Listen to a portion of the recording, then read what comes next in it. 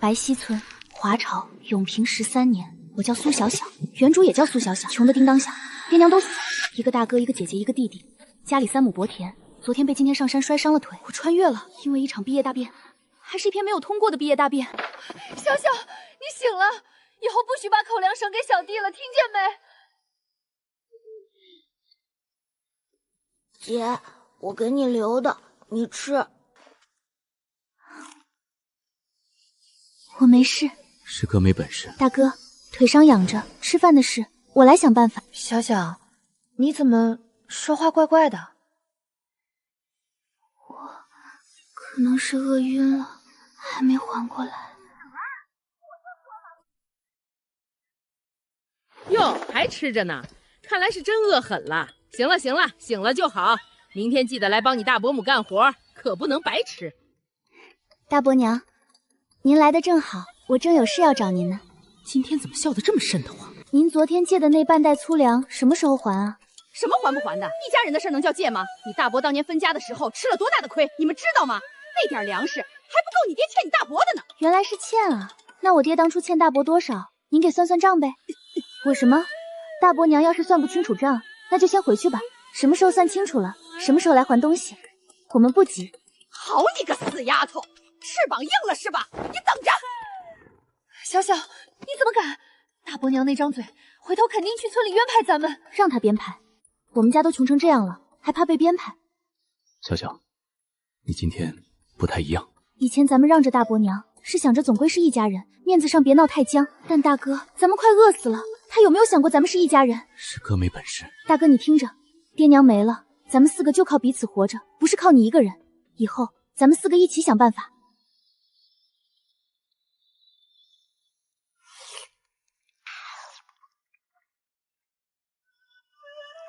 二姐，姐不饿。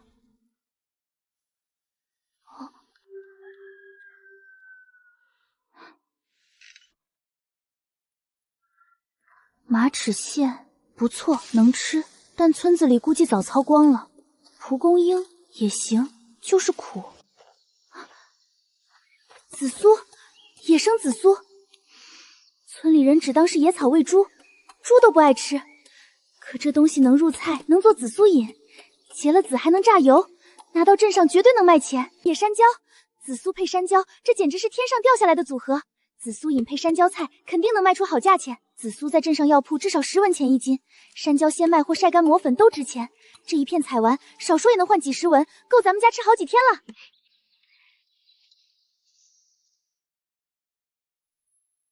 这运气也太好了吧！七宗菌，军中圣品，味道鲜美无比，拿到镇上的酒楼那就是抢手货。哟，苏家小三妹，一大早上山去了，采着什么好东西啦？就挖了点野菜。又在挖野菜啊？你大哥腿好点没有？你们家可够难的。快好了，多谢刘婶挂心。姐，你回来了。小石头，去把门刷上。这些你从哪儿弄的？从哪儿撩子？山上摘的。这个红的是什么？怎么闻着呛鼻子？好东西。姐，家里还有盐吗？还有1小勺。小小，你到底要做什么？做咱们兄妹4个这辈子吃过的最好吃的一顿饭。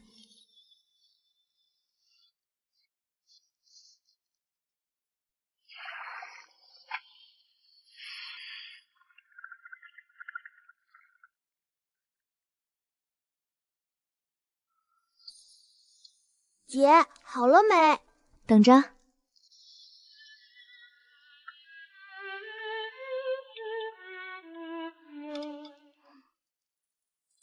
吃吧，尝尝姐的手艺。姐，这个怎么这么好吃？这是怎么做的？明明没什么油水，怎么就这么鲜？因为鸡枞菌本来就有鲜味，就是多放了点紫苏叶子提味儿。大哥，你吃你的。腿伤要养好，养好了咱们家才有顶梁柱。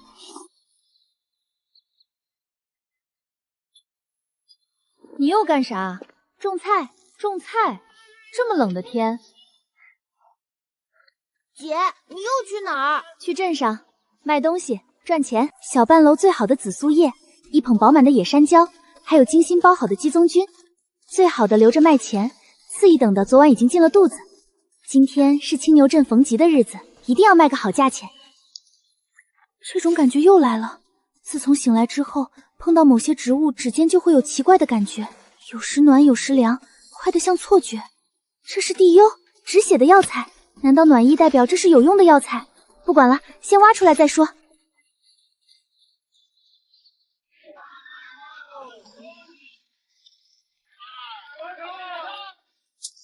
鸡枞菌不能在这里卖，要去聚仙楼才能卖上价。先把紫苏和山椒卖了再说。小丫头，你这绿叶子卖给谁的？喂猪的？猪都不吃这个。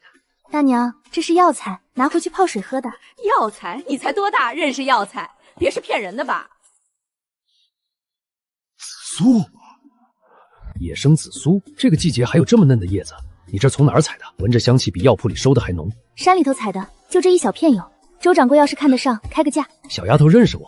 同爱堂周掌柜，10里8乡谁不认识？你要是看不上，这镇上也没别人识货了。紫苏叶品相不错，这个山椒也成。紫苏叶我给你15文一斤，山椒12文，有多少要多少。周掌柜，这个季节的野生紫苏又是这么嫩的叶子，您去别处收都收不到。15文一斤是干货的价，我这是鲜货，还得算质量的损耗。20文。丫头太贵了。18文，紫苏18文，山椒15文，再少我不卖了。行，18文和15文说定了。你这小丫头是哪家的？以前怎么没见过？掌柜的，您且稍等，我先给您称斤数。这丫头不简单，别的山民来卖药材都是点头哈腰，求我给个好价，她倒好，坐地起价还一步不让，是个做生意的料。紫苏叶3斤4两，61文；山椒1斤2两，18文，一共79文。丫头，以后有好东西直接来同安堂找我，不让你吃亏。多谢周掌柜，我还真有一事想请教掌柜的。你说，掌柜的可知道镇上哪家酒楼肯说好东西？你有好东西？鸡枞菌，这个月份还能找到这个品相的不多见。你去聚仙楼，镇上只有聚仙楼出得起这个价。往前走1里地便能看到，当家的姓刘，人称刘大刀，以前是个厨子，脾气大得很。只要食材好，他什么价都肯出。多谢周掌柜。掌柜的，来10个大肉包子。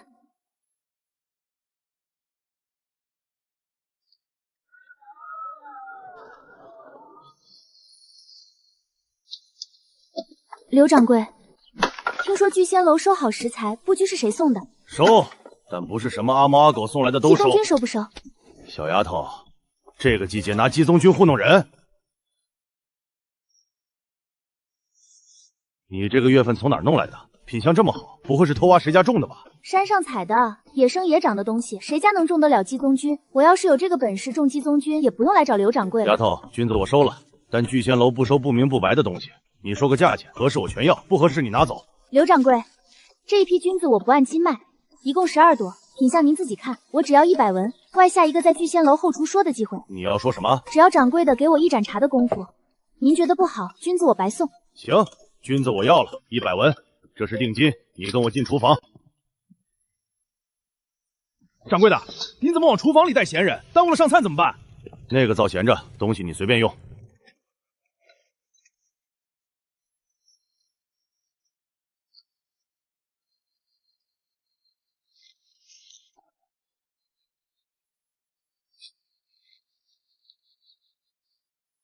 刘掌柜，请。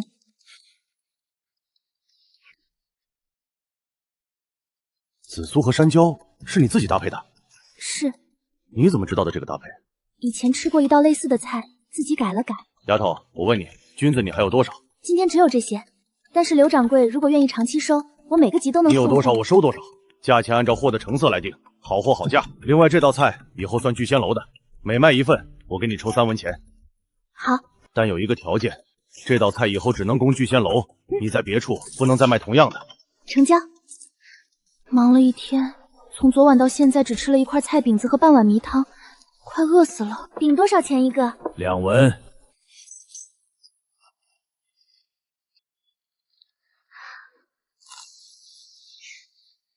10个肉包子和这些钱，足够让家里人高兴好几天了。你们是不知道啊，苏家那个小三丫头现在翅膀硬了，昨天居然敢跟我顶嘴，还让我还东西，真是反了天了。他爹娘死得早，没人管教了。大伯娘，聊着呢。油纸？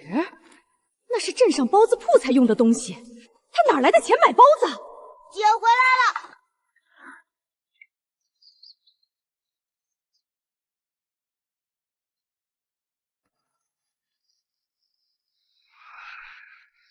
今晚吃肉包子，还有这些，往后咱家不会再挨饿了。姐，你怎么花这么多钱？钱不得存着？你这丫头怎么这么不会过日子？小小，吃饭了。来啦！从今天起，一切都会好起来的。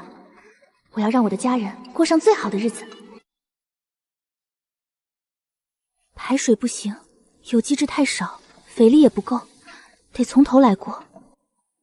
小小，你在念叨啥呢？没念叨说啥。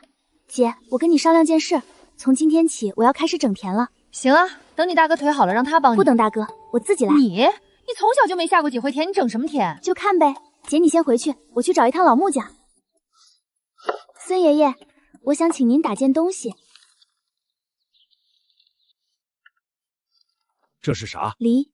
梨？老头打了一辈子梨，就没见过这种模样的。你这梨瓤怎么这么短？扶手怎么是弯的？短阳转弯灵活，弯扶手握着省力。梨瓤高度我加了3寸，这里加了个可调节的卡扣，能根据耕田的人的身高调整角度。胡闹！梨瓤高度都是定好的，你调它干啥？因为人不是一般高的，我大哥比我高1个头，他跟我用同一个高度的梨，肯定有一个人得弯腰，弯腰久了就腰疼。你这个弯扶手做起来麻烦，得多费半天的工，工钱80文，料你自己出。这是定钱，剩下的交活再付。料的话，您这儿有没有废料？边角料也行，我不挑。废料能打好梨，到时候散架了，别怪我手艺不好。我要的尺寸小，废料拼接一下就行。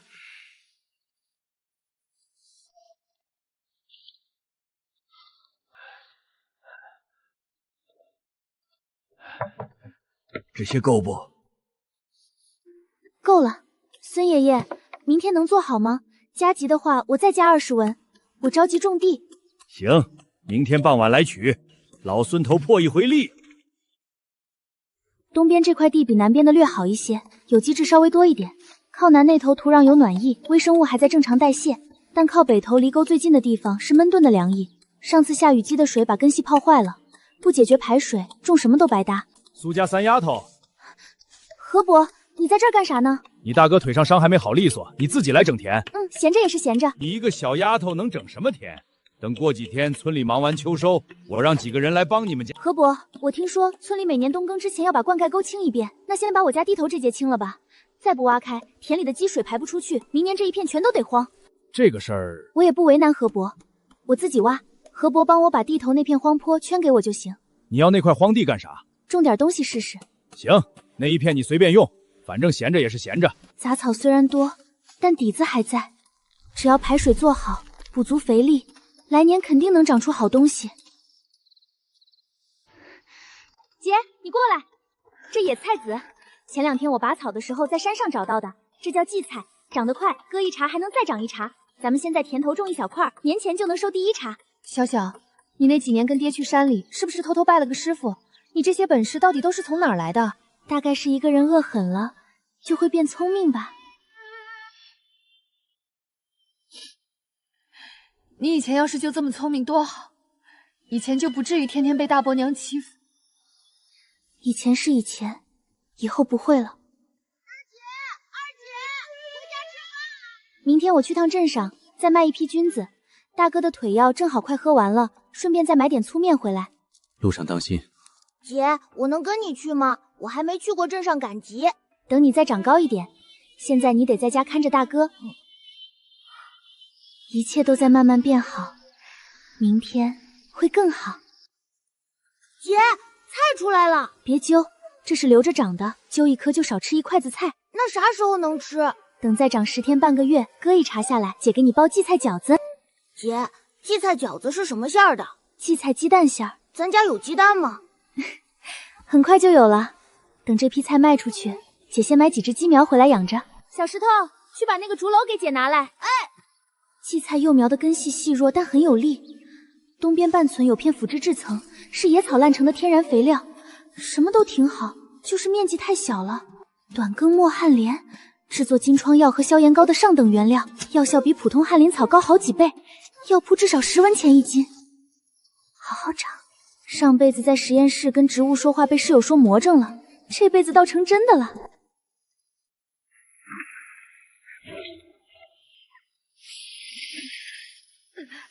在下。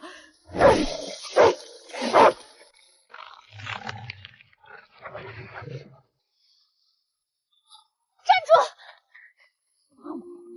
那是要拿去卖钱的。哥病了，没钱抓药，我5天没吃了。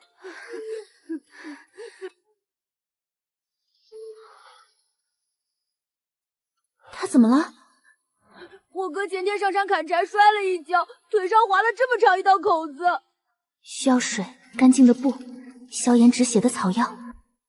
我背不动他，又没钱请大夫。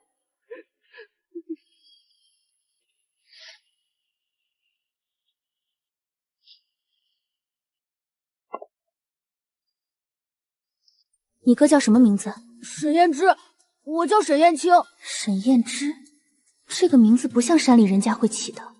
砚台是读书用的。你哥烧得厉害，我这点草药只能勉强消炎。等他能走路了，你们去镇上同安堂找周掌柜，就说是白溪村苏家3丫头让来的，他会帮忙。多谢。菌子被啃了大半，旱莲草还没晒干，卖不上价。今天的收入悬了。这荠菜嫩和清甜，这个季节能摘到这个嫩的荠菜，你是头一个。刘掌柜，荠菜再过20斤的量，按10文1斤算。不过这荠菜不是卖给聚仙楼的，是送给聚仙楼的。送？对，送是为了让刘掌柜试一试荠菜饺子能不能上聚仙楼的菜单。紫苏粉磨碎了可以做调味，也可以熬水加蜂蜜做成紫苏饮，这个方子才是卖给聚仙楼的。紫苏饮加蜂蜜，清气解腻的，适合饭前开胃。荠菜饺子、紫苏饮两样搭配，秋冬换季正好上心。你这荠菜还没收，收了能有多少？我头茬能摘20斤，不够。荠菜割一茬长一茬，只要根不拔，能割到风动之前。刘掌柜要是卖得好，明年开春我多种半亩。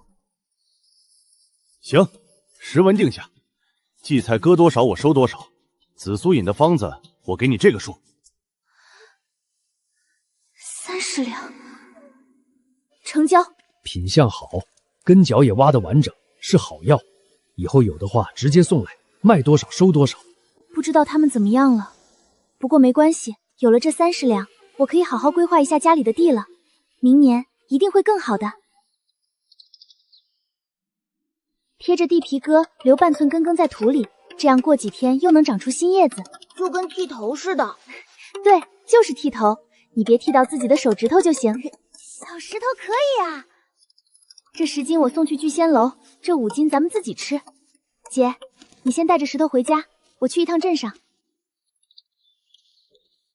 不错，跟上次的一样嫩。10斤100文。对了，紫苏饮的配料比例你再跟我说一遍。后厨熬的第一锅味道还行，就是差点意思。好，我写给你。过2天你再来一趟，把紫苏饮30两银子给你结了。老板，我要10只鸡苗，要绒毛最亮、叫声最脆的。姑娘真会挑，都是些顶好的鸡苗。再给我拿2把新锄头，1卷粗麻绳，1匹粗棉布，1包粗盐，还有1罐菜籽油。姑娘一下子买这么多东西，谁让掌柜家的东西做得这么精致呢？我这都还没挑够呢。上次救沈家兄弟时，这边山林里植被特别茂密，肯定有很多腐殖土。育苗床正缺这个，趁今天顺路挖一些回去。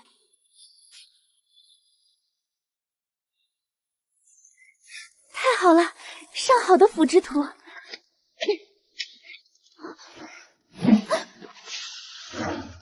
在下沈燕之，蒙姑娘仗义好生道谢，还没想到竟在此处偶遇。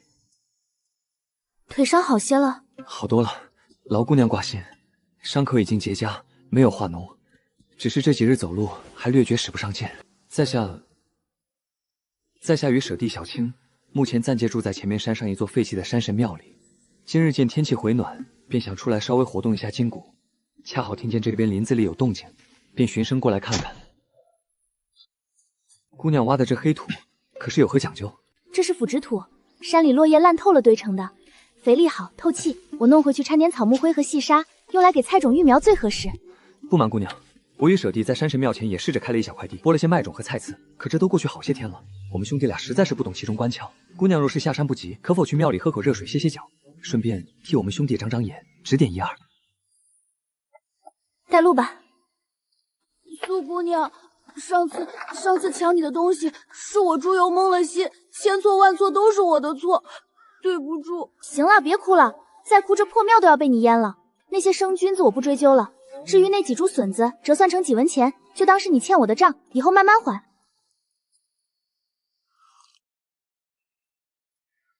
这就是你们种的地？是我们兄弟俩胡乱弄的。土铺的太薄，根本保不住水分，种子埋得太深，胚芽就算长出来也顶不破这层厚土。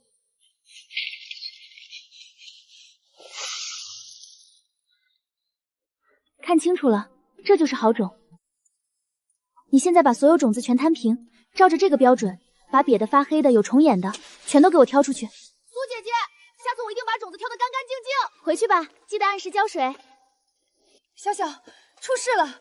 我刚才去河边洗衣服，那些婆子们全在咱们家的闲话，说咱们家走歪门邪道，说你一个小丫头片子，哪来那么多钱去镇上买几束鸡苗和细棉布？说你肯定是在镇上干了见不得人的勾当，坏了村里的门风。最过分的是，他们还说咱们家新买的这10只鸡苗是你从大伯娘家后院偷的。偷来的？张氏除了大伯娘还能有谁？刘婶说大伯娘昨天逢人就说咱家手脚不干净，要把咱们赶出白溪村。姐，去换身体面的衣服。明天中午，咱们兄妹几个去大伯娘家算总账。小小，你带柴刀干啥？去哪儿？去大伯娘家把咱们的东西拿回来。小小，别闹出人命。大哥放心，我心里有数。小石头，跟上，今天姐教你怎么把自家的东西讨回来。哟，今天刮的什么妖风？苏家三丫头怎么有空登门了？拿着刀，这是想砍你亲大伯娘不成？大伯娘说笑了。大伯，您手里磨的这把锄头是去年7月从我家借走的吧？这锄头柄上还有我爹当年亲手刻的一个苏字，您都用卷刃了，今天正好，我拿回去了。你干什么？反了天了！敢跑长辈家里抢东西！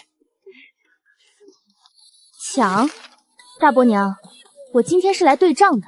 去年10月您借了2斗粗粮，隔半个月1斗半荞麦面，今年2月1斗杂面，3个摇罐和1件过冬的旧棉袄。9月顺手抱走我家唯一一只下蛋的老母鸡。你个满嘴喷粪的小娼妇，那都是你爹在世的时候欠你大伯的，父债子偿，我拿点粮食怎么了？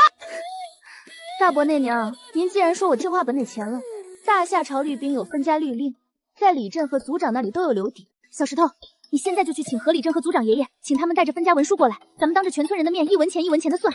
如果文书上写了我爹欠大伯的钱，我苏潇潇今天砸锅卖铁也还您。哎，我这就去。站住！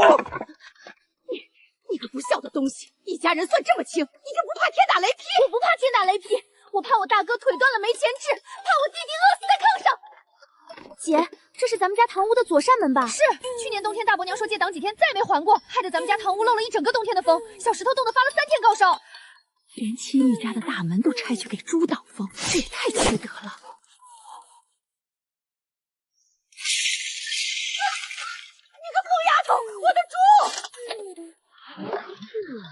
大伯、大伯娘，我爹娘没了，我们兄妹4个还要活命。这几年你们拿走的粮食和鸡，就当是侄女给2位长辈买棺材的本钱，我不要了。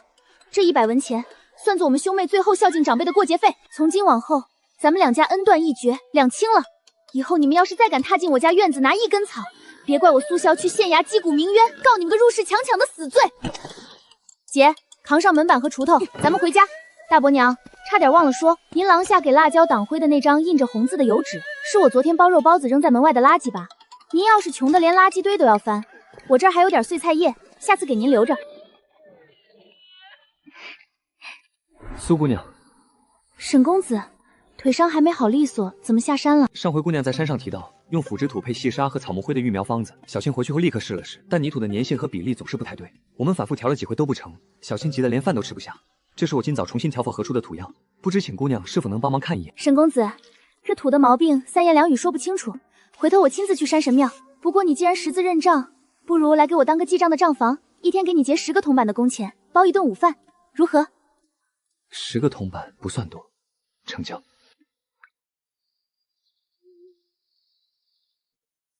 苏姑娘，在下依约前来。今天去镇上要记的东西不多，你先练练手。就用这个写？毛笔和灰墨太贵，目前买不起。你认得药材吗？认得一些，粗浅的常用药材识得，精细偏门的就不敢托大了。旱莲草认得，紫苏也认得。至于鸡枞菌，以前只吃过干制的，这般鲜活水灵的之前确实没见过。你先在外面候着，我送完菜就出来。刘掌柜，送菜来了。30两足银，1分不少，你点点。丫头，你那紫苏饮的方子绝了！昨天我让后厨试卖了1大锅，客人们喝了直叫好。今早刚开门，就已经有几桌回头客专门要点这道饮品了。紫苏叶还够不够？不够的话，我寄菜送菜再多带些干货。正想问你要呢，有就多带。酒楼的用量比我原先估的还要大。好，下次我多带20斤干紫苏叶。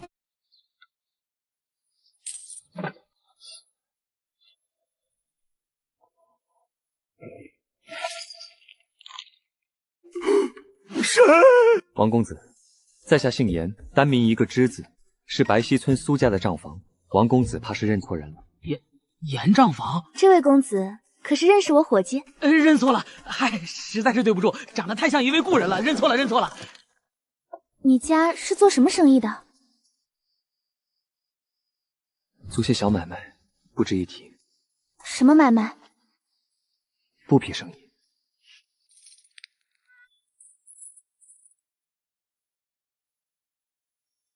小小，你给我这么多银子干啥？给你的私房钱。姐，以前爹娘刚走的时候，是你1文钱掰成2半花，省吃俭用把我跟小石拉扯大的。现在咱家有进项了，该轮到你攒点私房钱，给自己买2朵绢花戴戴了。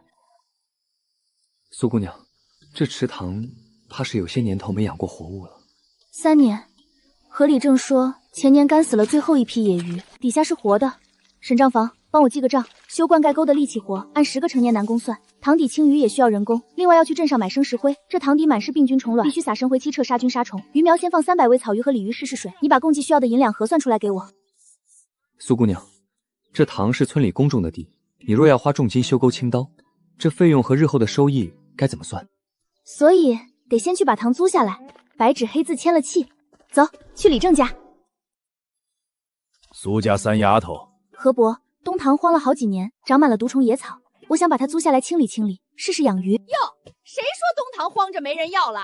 我家有福前些日子就看上了东塘，正准备筹钱养鱼呢。咱们白溪村的公家塘，凭啥让你个黄毛丫头先占了？你说是吧，有福？是想养。东塘荒了3年，一直没人开口。既然今天你们2家都想要，那就按村里的老规矩办。什么规矩？竞租，谁出的租金高，东塘就包给谁。一次租期3年，租金1年1付。我出300文。500文。600文。800文。大伯娘真是财大气粗。不过800文租一口3年没清过底的死水荒塘，您恐怕还没把花销算清楚。清淤挖泥30个壮工的工钱，少加上疏通水弥补塌陷的塘梨，您这鱼苗还没下水，第1年至少得往那个臭水坑里砸进去6两银子。6两就6两，我们张家出得起，用不着你个丫头片子操心。行，800文1年，东塘包给张有福。行，何伯，按规矩办。不过张叔，您既然接了塘，塘里的臭淤泥总得挖出来。您挖出来的淤泥要是嫌臭没处扔，我要了，全到我家田地头就行，我正好缺肥。张叔，养鱼最怕的是不懂装懂，把水养死了。你们要是哪天赔不起了，可以随时来找我。苏姑娘刚才是故意抬价引张氏入局的。她不懂杀虫，更舍不得花3两银子去清淤，不出半个月，她放下去的鱼苗就会全军覆没。我何必和她争个高下？等她搞砸了，这塘就是个烫手山芋。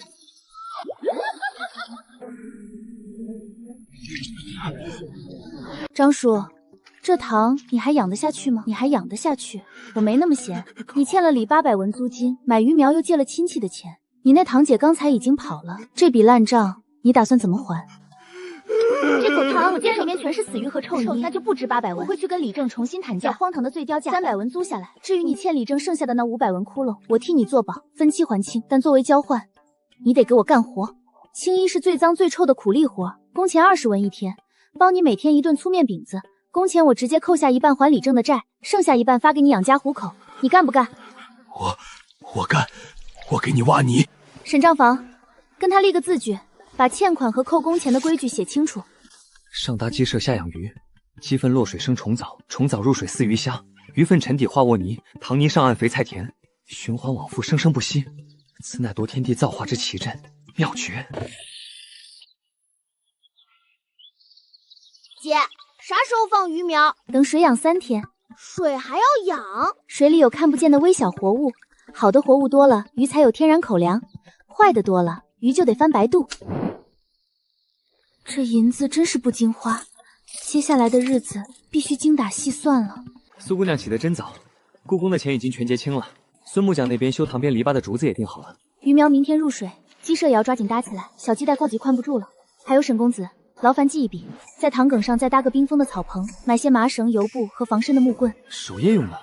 鱼苗刚下塘，总有那些眼红病犯了的恶鬼，想趁夜里来做点手脚，尤其是刚被咱们断了财路的那位。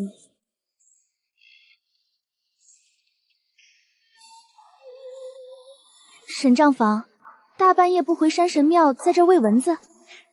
苏姑娘这是要出门吗？今日300尾鱼苗分3批下水，已全部记录在册。在下既受命为账房，这合作社的第一份产业，自当替东家守好。前半夜归我，后半夜归姑娘。行，那我先回去眯一会儿，丑时来唤你。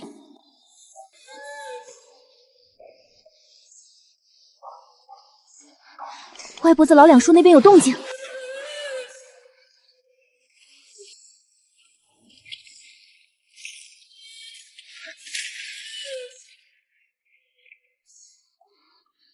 大面积撒粗盐，这是要让鱼苗脱水死绝。质地和染色跟那只破财鞋上的补丁一模一样。鱼塘偷不成，这是盯上咱们家那10几只肥鸡苗了。小小，去报官吧。没抓住现行，报官他也不会认。明天我去孙木匠那儿打个暗锁，咱们给他备一口出不去的瓮。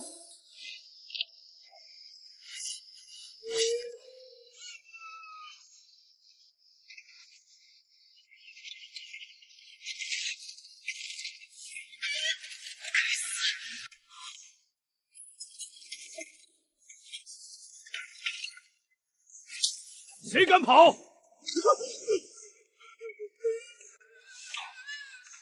大半夜的，这么着急走干什么？把手放下，让我看看是哪路的神仙。不放是吧？大哥，报官，就说抓了个入室抢劫的强盗，按大夏朝律例，先打断腿，再送县衙。别！小小，是大伯，是大伯啊！大伯不在自己那阔气的大瓦屋里睡觉，半夜3更翻我家这破院墙，怎么想替我喂鸡？我是晚上睡不着，路过听见你家鸡叫，怕招了黄鼠狼，进来帮你们看看。帮我们看看？大伯，既然是来抓黄鼠狼的，那前几天半夜在合作社的东塘扒开塘梁，往水里狂撒粗盐毒鱼的那只黄鼠狼，是不是您啊？那只鞋我可是原封不动的留着。您今天脚上穿的鞋，要不要现在脱下来比对一下真假？看你抢了鱼塘，还天天挣钱买肉，他气不过啊！是他逼着我来毒鱼来偷鸡的，我也不想啊！你不仅抢了我们家的大房子和好地，现在连我们姐弟几个糊口的饭碗都要砸烂，你还算是个人吗？我错了，我真的错了，别送我去见官，我就全毁了。饶了你，行啊。把你当年分家时强占我爹的那2亩上等水田，连同地契，明天一早送到我面前。小小，大伯把东西送来了。当年分家时，你爹那2亩留田的红契都在里边。你昨晚说的话还算数吧？千万别去见官啊！大伯娘，我劝你别乱动。那只补着红蓝麻线的破擦鞋，现在就在屋里的桌上搁着。你要是舍不得这地契，我立刻就能带着鞋去县衙击鼓。入室盗窃加上毁坏宫中鱼塘，足够大伯在牢里蹲到死了。严账房，劳烦了。回去吧，趁着村里人还没起。李正，大伯良心发现，念及我们兄妹过得艰难，主动把当年我爹那2亩水田还给我们了。今天劳烦您做个保，去镇上把户头过到我大哥名下。丫头好手段，这事儿包在何伯身上，以后那2亩田谁也抢不走。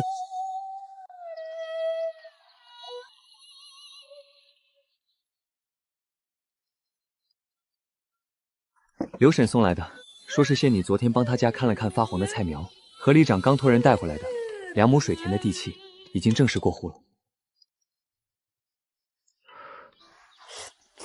沈公子，你会看人面相吗？略懂一些。那你觉得这白溪村的日子还能太平多久？这就看苏姑娘的胃口有多大。若只求温饱，这2亩水田加上这口鱼塘，足以让你在白溪村太平一辈子。但若是你想把生意做到镇上，做到县里，那你的对手就不会只是大槐树下那些眼红的村妇，也不会是张氏那种蠢人。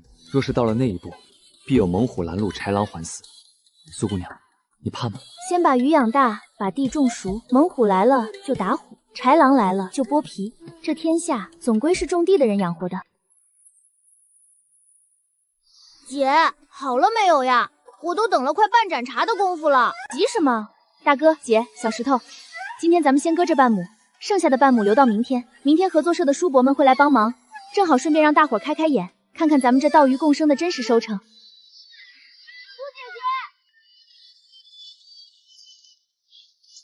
我哥说你今天割稻子肯定不肯回屋吃午饭，让我去村口买了送过来。你们一上午就割了这么多，还不到半亩呢。大姐、小石头，上来歇歇。今早去东塘测了水温，比昨日降了半度，但鱼群近近时依然活跃，增重数据已记录在案。刘掌柜一早派人来问第一批稻花鱼什么时候送去，说今年秋冬的招牌菜单已经拟好了，主打稻花鱼3吃，就等着咱们的活鱼下锅。再等半个月，现在的鱼没到最肥美的时候，等咱们把田里的稻子全收了，让鱼在田里多吃半个月掉落的谷粒和虫子，还能再猛长一轮膘。这亩水田的产量大概能估到多少？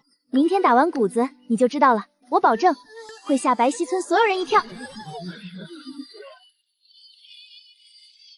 我的个老天爷，这鱼是真肥呀！你们看这稻子，这穗子少说也有200粒往上，谷粒颗颗饱满。稻鱼共生嘛，互相成就。鱼在田里吃害虫和杂草，替稻子除害；鱼在水底游动，能帮土壤松土透气。最关键的是，鱼粪是上好的添料，直接肥了稻根，稻子自然长得壮。这闻所未闻的神仙种法，你一个丫头是从哪儿学来的？以前跟我爹去镇上，偶尔在一本残破的农书上瞧见的，自己瞎琢磨试了试罢了。何伯，时辰不早了，动镰刀吧。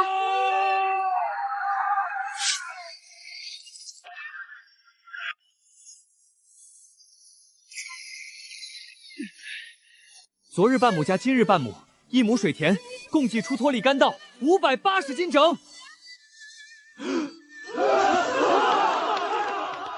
里一尾，长1尺2寸，重2斤7两，1亩水田共计出鱼120斤。三丫头，这稻鱼共生的神仙章法，你无论如何得带着咱们全村一起干。何伯，要我带着大家一起做，没问题。但丑话说在前面，我有一个必须答应的条件。你说。只要能种出这等丰收，什么条件村里都答应。凡是参与稻田养鱼的农户，必须无条件服从统一管理。什么时候翻地、匀水、治虫患，必须严丝合缝的照我说的做。不愿意守这规矩的，现在就可以退出，我不强求。大家伙都听见了，这可是能让全家吃饱饭、过肥年的手艺。你们谁愿意跟着苏家丫头干？我干！我家那几亩破地，明年全听小小丫头的。算我孙老汉一个。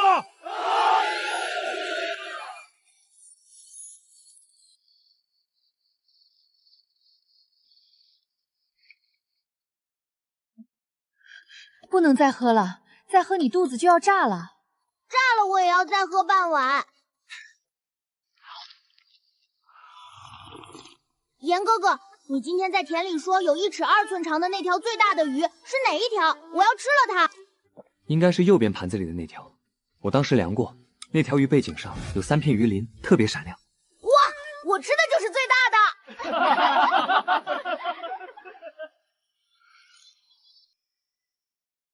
东棚，大冬天的田里全结冰了，盖个破油布棚子干啥？种菜。小小丫头，大雪封山的日子里种绿叶菜，这简直是痴人说梦啊！定好的规矩，服从统一指挥，不愿意干的，现在就可以走。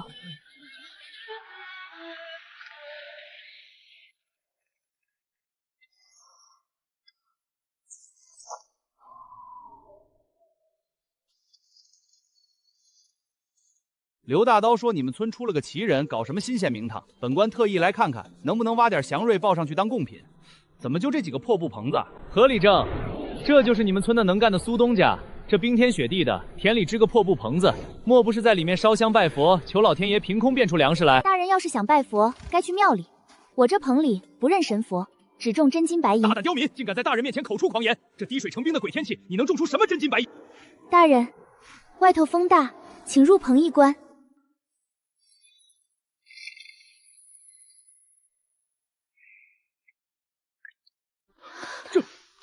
这怎么可能？清甜、脆爽，太好吃！这简直是夺天地造化之奇迹啊！苏姑娘，立刻加计送往府城，这等夺天宫的祥瑞之物，定能入选今年的皇家贡品。苏东家，我出双倍价钱，我全要了。诸位大人、掌柜，冬菜产量有限，想订货，请按规矩排队竞价，底价10两银子一筐。10两银子一筐，白溪村要彻底变天了。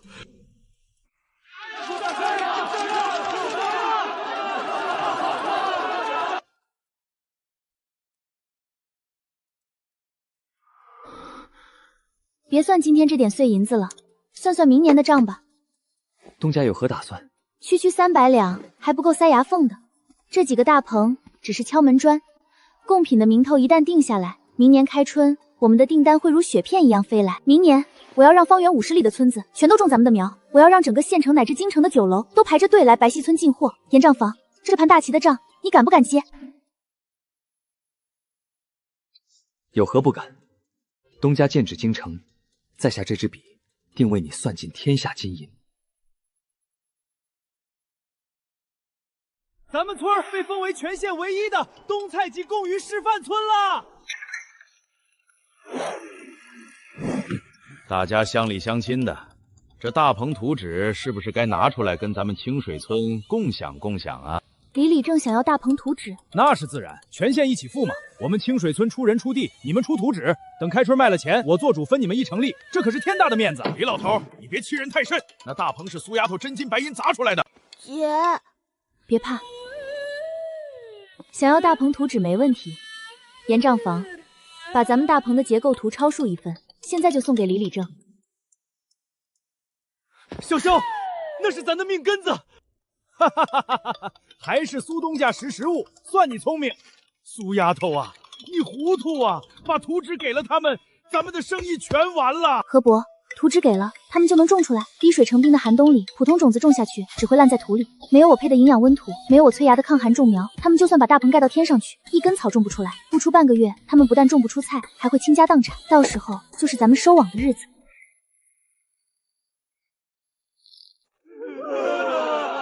把他们的棚子全给老子屌了，让他们赔钱！李老狗，你敢动我白溪村大棚一根竹竿，老子今天拼了这条老命，也要把你清水村的人全留在这儿。何老头，你们给假图纸坑我们的钱，今天不赔50两银子，这事儿没完！给我砸！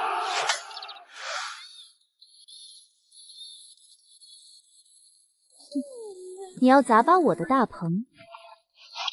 这是县令大人3天前亲自送来的官牌，这棚里种的是准备开春进贡给府城和京城贵人的御用冬菜。你带着70、80号人持夜冲击皇家贡品种地，你想干什么？你想造反吗？你胡说八道！明明是你给假图纸坑我们。图纸是真是假，你找个木匠比对就清楚。大棚谁都能建，但能在冰天雪地里种出菜的，全县只有我苏小小。你眼红贪心，连种地常识都不顾就盲目下种，烧了油布赔了钱，现在想来讹我？严账房，按大夏律例，聚众持械冲击贡品田，该当何罪？按大夏律例卷7，聚众冲击毁坏贡品者，为首者斩立决，从者流放3000里，欲少不吝。误会，都是误会啊！是李李正说苏家骗钱，我们才跟来的，我们可不敢造反啊！苏东家，是我猪油蒙了心，您大人有大量，千万别报官啊！我们清水村真的快揭不开锅了，几10两银子全砸进去了呀！我不报官，甚至我还可以给你们清水村一条活路。苏东家您吩咐，只要能让大伙过冬，当牛做马都行。严账房，白溪合作社规矩如下：第一，清水村要种冬菜，从我处统一购买抗寒种苗和营养底土，绝不传授配方。第二，任需种出白溪合作满复耨标价，必须统一销往府城与京城，合作社从中抽取3成作为渠道抽成。第三，但凡发现清水村有1根菜叶子敢私自卖给外人，或者私自扣留种苗繁殖，即视为违约，违约金白银1000两，且立刻报官查办冲击贡品之罪。我欠。合作愉快，回去把棚子修好，明天派人来领第1批种苗。只要跟着我的规矩走，我保证你们清水村今年冬天家家户户都能吃上肉。东家，你这一手的连环计，简直比兵法还要狠啊！在下佩服。这叫核心技术壁垒，在绝对的实力和规矩面前，所有的眼红和暴力，最后都只能乖乖给我打工。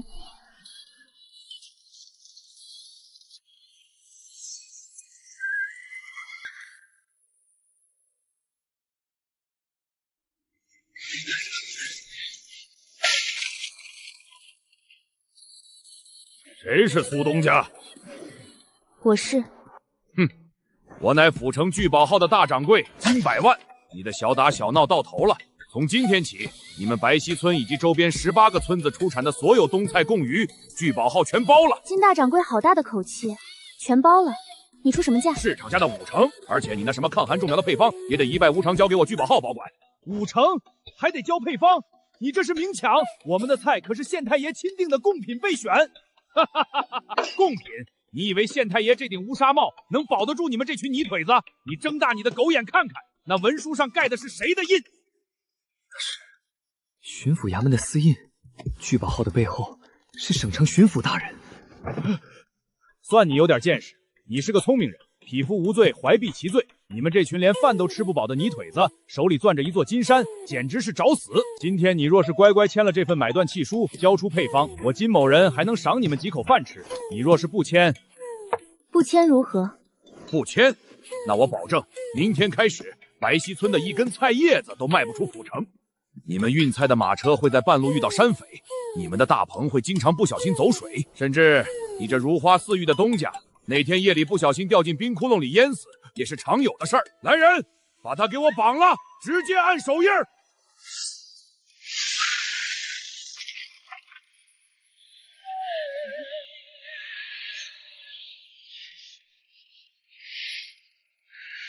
老子不管你背后是巡抚还是天王老子，苏东家的大棚是咱们这10几个村子几千号人能活过这个冬天的命根子。你今天要是敢动苏东家一根头发，敢动爬棚的一竹竿，兄弟们，有人要断咱们的活路，要砸咱们的饭碗，答不答应？不答应！金大掌柜，你刚才说匹夫无罪，怀璧其罪，泥腿子攥着金山是找死，那你今天就睁大你的狗眼看清楚，这天下是谁的天下？这饭碗是谁在端着？我的背后没有巡抚，没有大官，我的背后是这方圆50里靠我技术吃饱饭的几千个泥腿子。你想掐断我的商路？好啊，那你问问这几千把镰刀和锄头答不答应？告诉巡抚大人，配方我死也不会交，菜1分钱都不会降。他若敢玩阴的，我苏潇潇发誓，到明年开春，整个省城1粒粮食1根青菜不会从白鸡村出去。苏丫头，咱们今天算是彻底得罪了巡抚，这可是省里的青天大老爷啊！咱们这硬碰硬能行吗？何伯，巡抚再大，能大过当今圣上吗？